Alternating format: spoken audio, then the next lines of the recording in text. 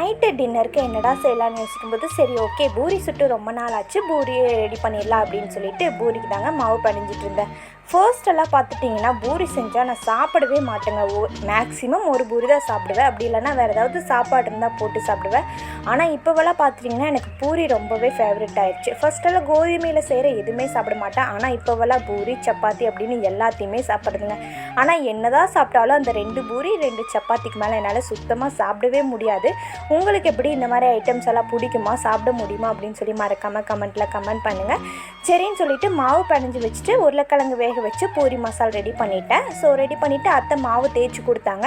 சரி ஓகே கையோட பூரியும் போட்டு எடுத்துடலாம் அப்படின்னு சொல்லிட்டு நல்லா புதுசுன்னு நல்லாவே பூரி சூப்பராகவே வந்துருந்துச்சு. என்னதான் சூப்பராக வந்தாலும் அந்த 2 பூரி தாங்க சாப்பிட முடிஞ்சுது. ஸோ ஃபைனலாக பூரி சுட்டு முடிச்சு சூப்பராக டின்னர் என்ஜாய் பண்ணி சாப்பிட்டு முடிச்சிட்டுங்க. இதே மாதிரி வீடியோஸ் பார்க்கணுன்னா மறக்காமல் நம்மளுடைய சேனலை ஃபாலோ அண்ட் சப்ஸ்கிரைப் பண்ணிக்கோங்க.